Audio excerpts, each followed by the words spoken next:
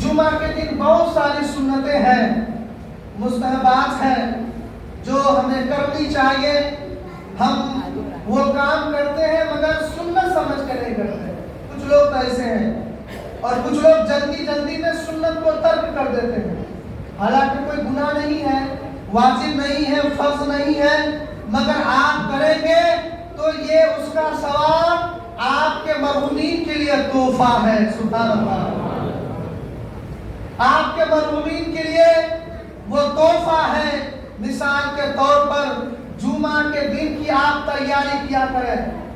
آپ بار بار اپنے دوست احباب، اپنے گھر والے بچوں کے سامنے اس چیز کا کثرت سے ذکر کریں کہ آج جمعہ کا دن ہے، مجھے جلدی سے مسجد جانی ہے، ہمیں جلدی سے مسجد جانی ہے.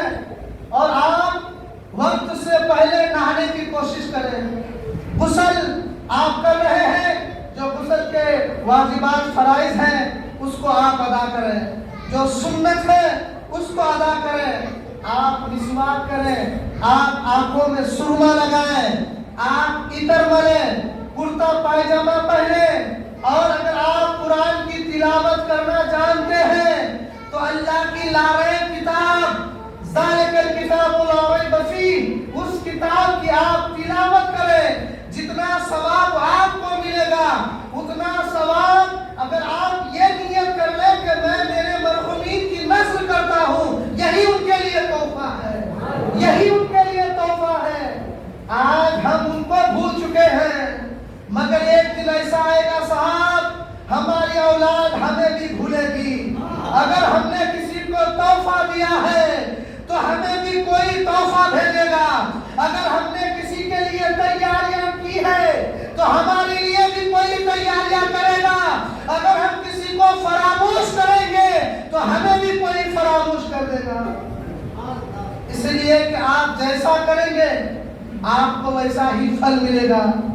میرے آقا کریم صلی اللہ تعالی علیہ وسلم کے پیارے دیوانوں، ہمیں معلوم نہیں کہ ہمارے مرحومین کس حال پر ہے. وہ اللہ کی عذاب میں گرفتار ہے یا پھر اللہ نے ان لوگوں کی مغفرت کی ہے، ہمیں کوئی خبر نہیں ہے. مگر اس بات کی گارنٹی ہے کہ جس کے گھر سے اگر کوئی مرحوم جا چکا ہے، مرحومین جا چکے ہیں، آپ ان کے لیے صدقہ و خیرات کریں گے، درود پاک پڑھیں گے، قرآن کی تلاوت کریں گے، جمعہ کے دن غریبوں کی مدد کریں گے، جمعہ کے دن بھوکوں کو کھانا کھلائیں گے، آپ اچھی اچھی نیتیں کریں گے.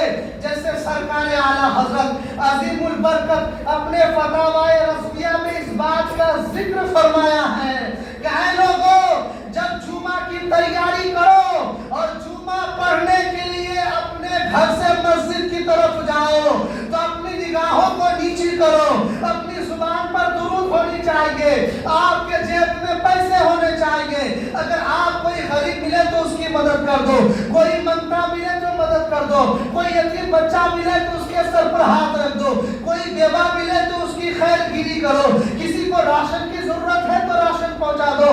یعنی المختصر میرے اعلیٰ حضرت نے فرمایا کہ جب تم گھر سے نکلو، جب گھر سے تم مسجد کے لیے نماز جمعہ کے لیے نکلو تو کم سے کم 40 نیتیں کر کے نکلو، 40 نیتیں کر کے نکلو. اگر ان 40 نیتوں میں آپ نے ایک بھی آپ کو کوئی نہیں ملا، آپ نے ادا نہیں کیا، لیکن اللہ تبارک و تعالیٰ اتنا کریم ہے، وہ اتنا رحیم ہے، وہ اتنا غفور ہے کہ اس 40 نیت کرنے کی وجہ سے آپ کو ثواب عطا فرماتا ہے. اور یہی ثواب ہمارے مرحومین کے لیے تحفہ ہے.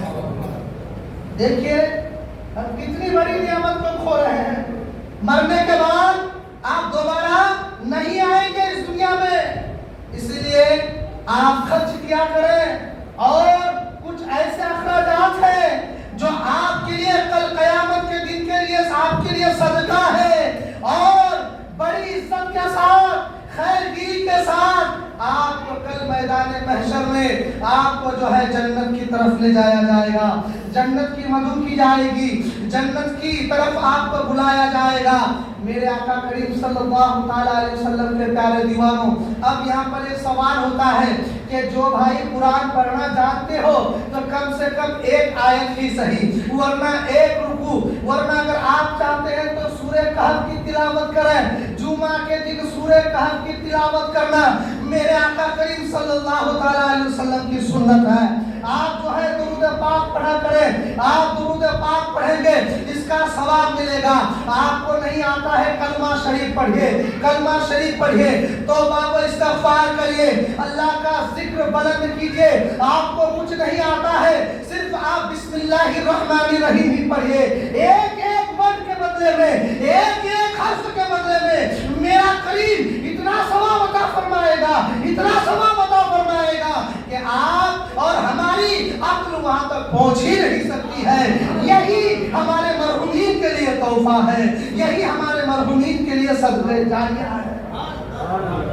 میرے آقا کریم صلی اللہ تعالیٰ علیہ وسلم کے پیارے دیوانوں، ہمیں کچھ مسئلے معلوم نہیں مگر ہم الجھ جاتے ہیں۔ اگر آپ کو معلوم نہیں تو آپ کیوں وہاں پہ تذکرہ کرتے ہیں، کیوں مولانا بننے کی کوشش کرتے ہیں؟ وہ آپ کا کام نہیں ہے۔ اگر آپ کو جانکاری لینی ہو کسی عالم کے پاس جائیے، کسی علم والے کے پاس جائیے اور ان سے کہیے صاحب یہ مسئلے کے بارے میں ہمیں بتائیں گے کیا ہے، وہ آپ کو اچھی طریقے سے بتائیں گے۔ ہم جانتے نہیں ہیں، بولنا شروع کر دیتے ہیں۔ ہمارے آپ کے گھر سے جب کسی کا انتقال ہو جائے تو ہم دفنانے کے بارے میں بعد میں سوچتے ہیں، کفنانے کے بارے میں بعد میں سوچتے ہیں۔ وہ جو ہمارے رشتہ دار آئیں گے نا ان کے کھانے کے لیے ہم پہلے سوچتے ہیں۔ اس کو ختم کیجئے آپ لوگ، کوئی کھانے کا پینے کا سامان نہیں ہونا چاہیے۔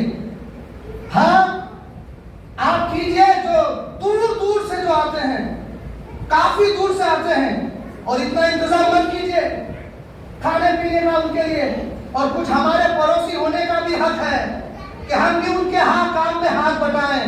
5-10 آدمی کا کھانا ہم بھی لا کر کے پہنچا سکتے ہیں۔ کوئی ضروری ہے کہ گوشت کا انتظام ہو؟ کیا سبزی سے کھانا نہیں کھایا جاتا؟ کیا ہم گھر میں دال بھات نہیں کھاتے ہیں؟ کیا ہم سبزی سے کھانا نہیں کھاتے ہیں؟ جس دن نہیں ہوتا کیا ہم نمک سے کھانا نہیں کھاتے ہیں؟ ہم کھاتے ہیں۔ اس کو بند کیجئے، یہ ضروری نہیں ہے۔ اور وہ اخراجات جو آپ زیادہ 40 پاکیزہ میں کرتے ہیں اس کو بھی آپ بند کیجئے۔ میں نہیں کہتا یہ حرام ہے، جائز نہیں ہے، جائز ہے، مگر آپ دیکھیے کہ آپ کے سماج میں کس چیز کی کمی ہے، کس چیز کی ضرورت ہے، کس چیز کو چاہیے۔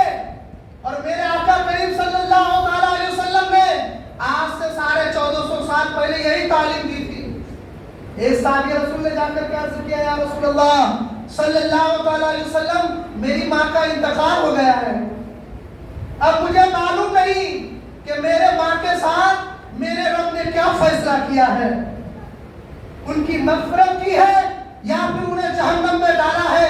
یا رسول اللہ اگر آپ مرحمت فرمائے اجازت یا کوئی اور راستہ ہو ثواب پہنچانے کے لیے۔